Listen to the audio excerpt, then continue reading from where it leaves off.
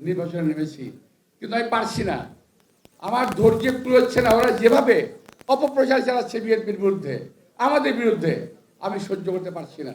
আমি আমার কিছুটা বই প্রকাশ আমি ঘটিয়ে গেলাম, আর ঘটাবো না, আর বলবো না। আজকেই শেষ, আজকেই প্রথম, আজকেই শেষ। তোরা যা খুশি তাই গিয়া, আমি কোনো কথা বলবো না, ঠিক আছে? আগে বলে নিলাম, যেহেতু আমার নেতা সোজা সূর্যের রহমান, আজকে আমি সেই সঙ্গে গভীর দুঃখের সঙ্গে স্মরণ করতে চাই দেশনেত্রী বেগম খালেদা জিয়াকে, যিনি শহীদ রাষ্ট্রপতি জিয়ার ধরিয়ে দেওয়া মশাল হাতে নিয়ে দীর্ঘদিন লড়াই যুদ্ধ করে জীবনের ঝুঁকি নিয়ে এই দেশটাকে রক্ষা করেছেন, এদেশের গণতন্ত্রকে রক্ষার জন্য যুদ্ধ করেছেন। তিনি আজকে আমাদের মাঝে নেই। 40 বছরের ব্যবধানে, 40 কি 41 আমার হিসেবে একটু ভুল হতে পারে, ব্যবধানে বাংলাদেশ দুইজন মহান রাষ্ট্রনায়ককে হারালো। আবার ফেরত কেউ আসবে কিনা জানি না, কবে আসবে তাও আমরা জানি না, বলতে পারবো না। বাংলাদেশ একটা যখনই ক্রান্তি লগ্নে ছিল পড়েছে, তখনই প্রয়োজন পড়েছিল শহীদ রাষ্ট্রপতি জিয়া রহমানের, তখনই প্রয়োজন পড়েছিল দেশনেত্রী বেগম খালেদা জিয়ার। আজকে আমরা আরেকটি ক্রান্তি লগ্ন অতিক্রম করছি। প্রিয় ভাইরা, এই ক্রান্তি লগ্ন আমরা আমাদের দেশের, আমাদের বর্তমান চেয়ারম্যান তারেক রহমানের নেতৃত্বে আমরা এই ক্রান্তি লগ্ন পার করতে চাই, এবং আমাদের পার করতে হবে। আজকে আমার নেতৃবৃন্দ এখানে আছেন, আমি ওনাদের কাছে একটি অভিযোগ বলবো না, আমি আমার একটা আশঙ্কার কথা ব্যক্ত করছি, যেটা আমি শুনেছি এবং আমি বুঝতে পারছি। আমি আশা করি এই ব্যাপারে ওনারা ব্যবস্থা নেবেন। আমি সকলের সামনেই বলছি কথাটা। কিছু কিছু এই নির্বাচনে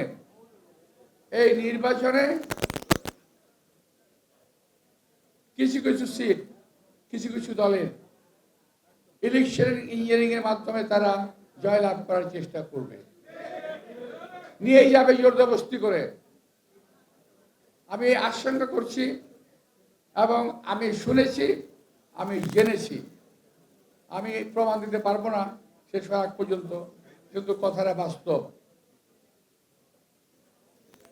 দুটি রাজনৈতিক দল, একটি দল বড়, আরেকটি দল তাদের বাচ্চা। আমি নাম বলতে চাই না। একটি হলো বাচ্চা, আরেকটি বড়।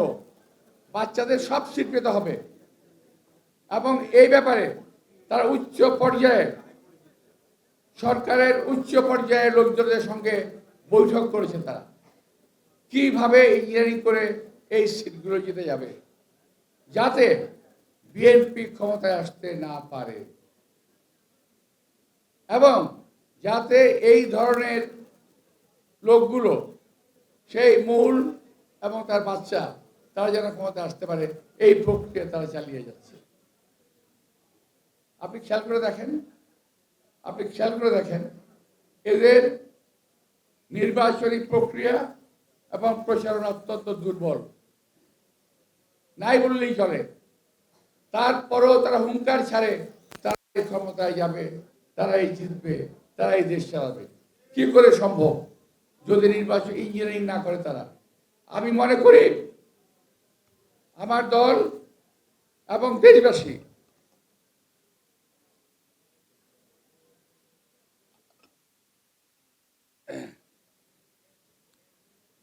এটা বিশেষভাবে নজর দেবেন। আমাদের নেতা এবং কর্মীরা বিশেষভাবে নজর দেবেন কোন রকম ইঞ্জিনিয়ারিং করতে যেন না পারে।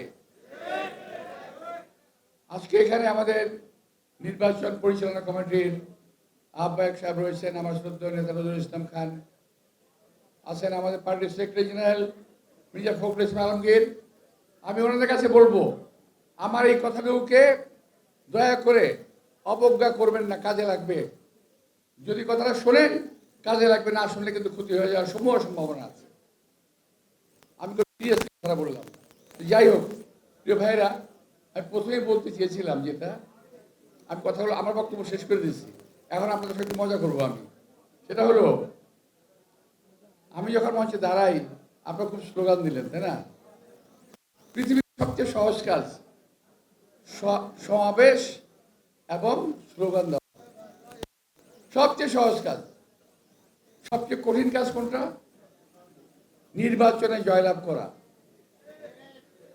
আমি যদি এখন প্রশ্ন করি যে আমার এলাকার অনেক লোক এখানে আছেন, আমি জানি, আপনার কোনো উত্তর দেওয়ার দরকার নাই, বলবো শুনে যায়। আমি প্রশ্ন করি, আপনার কটা বাড়িতে গেছেন, কটা ভোট চেয়েছেন, বলতে পারবেন না। আমি জানি এটা, আমি বাসা থেকে মিটিং করেছি। প্রথমে খুব ধীরে ধীরে একজন একটা হাত তোলে, তারপরে আস্তে আস্তে সবাই হাত তোলে, আসলে কেউ যায় না, মিথ্যা কথা। তো ভাই, আমরা তো রাজনীতিকের উপর রয়েছি, বহু নির্বাচন করেছি, আমরা জানি। 17-18 বছরের নির্বাচনের কোনো প্র্যাকটিস আমাদের নাই, ফলে এটা হতে পারে। তা আমি বলবো যে আপনারা দয়া করে যে যেখানে আছেন, যে এলাকায় আছেন, দয়া করে আগের মতো হয়তো পারবেন না, কি যতটুকু পারা যায়। বিশেষ করে আমার এলাকাতে অ্যাপার্টমেন্টের সংখ্যা বেশি, ডোর টু ডোর যাওয়া মুশকিল, কিন্তু তারপরও আমাদের এত বেশি আছে। ইনশাআল্লাহ আমি চেষ্টা করি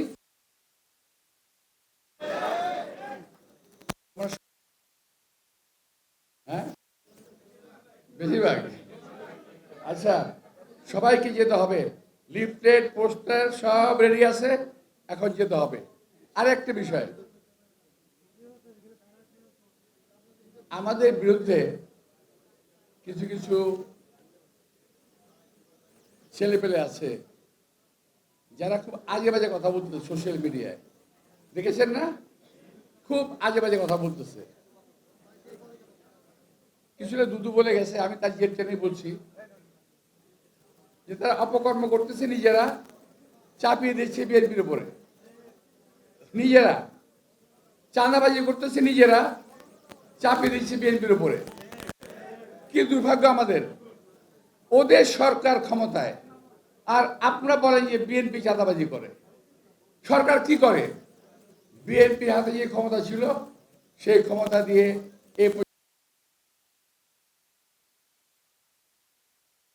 আমি জানতে চাই কজন চাঁদাবাজকে এই সরকার গ্রেপ্তার করেছে? একজন চাঁদাবাজ গ্রেপ্তার করে নাই, কারণ তাদের সকলের চাঁদার মাপ পরিমাপ অনেক বেশি। আমি বাই নেম বলতে পারি, কিন্তু বলবো না, ইলেকশন আগে তো বলবো না কে করে, কার কাছ থেকে করে, সব জানি ওগুলো আমরা। কিন্তু চাপিয়ে দিচ্ছেন বিএনপির উপরে, বিএনপি নেতৃবৃন্দের উপরে। ইলেকশনে আপনাদের বলার কিছু নাই, দেশের জন্য কি করেছেন বলতে পারবেন?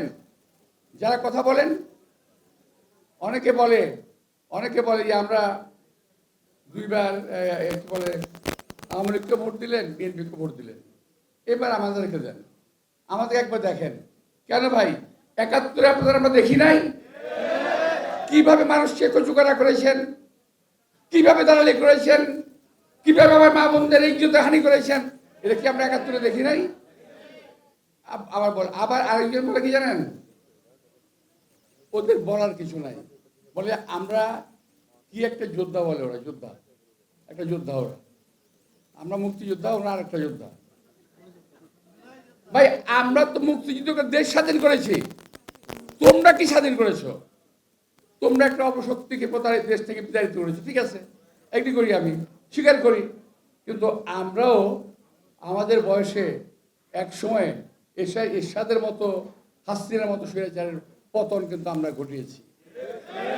আমরা বলি নাই এই জন্য আমাদেরকে মন্ত্রী বানাতে হবে, আর তোমরা একটা পতন ঘটাই কয় যে আমার মন্ত্রী বানাতে হবে। আমরা মুক্তিযুদ্ধের পর যা যা কাজে ফেরত গিয়েছিলাম, আমরা কি বলি নাই আমাদের মন্ত্রী বানাতে হবে? আমরা যার যা কাজে ফিরে চলে গেছি, আমরা কলেজে পড়তাম, ইউনিভার্সিটি পড়তাম, সে পড়াশোনা করতে চলে গেছি। তোমাদের মতো লোভ করি নাই। তোমরা আজকে যে লোভ করতেছো, আমরা করি নাই। সুতরাং এত পাগল হওয়ার কি আছে ভাই? বয়স কম, রাজনীতি শিখো, দেশের রাজনীতি করো, দেশের উন্নতি করো, আমরা কামনা করি। আমরা তোমাদের রাস্তায় ফুল ছিটিয়ে দেব রাজনীতি করার জন্য, কিন্তু অপকর্ম করার জন্য কোনো কাজ যদি করো তার জবাব আমরা দিতে পারি ইনশাআল্লাহ। তো ভাইরা, এই কথাটা আমার বলা ঠিক হয় নাই। আমি নির্বাচনে নেমেছি, কিন্তু আমি পারছি না, আমার ধৈর্য কুলোচ্ছে না। ওরা যেভাবে অপপ্রচার চালাচ্ছে বিএনপির বিরুদ্ধে, আমাদের বিরুদ্ধে, আমি সহ্য করতে পারছি না। আমি আমার কিছুটা বই প্রকাশ আমি ঘটিয়ে গেলাম, আর ঘটাবো না, আর বলবো না। আজকেই শেষ, আজকেই প্রথম, আজকেই শেষ। তোরা যা খুশি তাই গিয়া, আমি কোনো কথা বলবো না, ঠিক আছে? ভাই, আমার আর যাই হোক, আমার গলায় সাইনবোর্ড লাগিয়ে চলতে হবে না যে আমার বাড়ি ঢাকা এবং শাহজাহানপুরে। আমার ঠিকানা আছে রে ভাই। যারা ঠিকানাবিহীন তারা বলেন আমার বাড়ির মুখ জায়গায়, আমার বাড়ির মুখ জায়গায়। আমি ঠিকানাবিহীন লোক নই, এটা মাথায় রাখতে হবে। আমি এই দেশের একজন কর্মী। এই দেশকে স্বাধীন করা থেকে শুরু করে এই দেশের স্বাধীনতা সার্বভৌমত্ব রক্ষা করার জন্য যা করা দরকার সব কিছু করছি, এবং জীবনের শেষ মুহূর্ত পর্যন্ত করবো ইনশাআল্লাহ। তবে এই দেশকে কোনো প্রতারকদের হাতে, কোনো ধান্দাবাজের হাতে, কোনো কসাইদের হাতে এই দলটাকে আমরা পড়তে দেব না, এই দেশটাকে পড়তে আমরা দেব না। শহীদ রাষ্ট্রপতি জিয়াউর রহমান যা শিখিয়ে গেছেন, দেশ নেত্রী বেগম খালেদা জিয়া যা শিখিয়ে গেছেন, ইনশাআল্লাহ সেই পথ ধরে আমরা এগিয়ে যাব, এই বাংলাদেশকে আমরা এগিয়ে নিয়ে যাব। আপনাদের সবাইকে আন্তরিক ধন্যবাদ। আল্লাহ হাফেজ।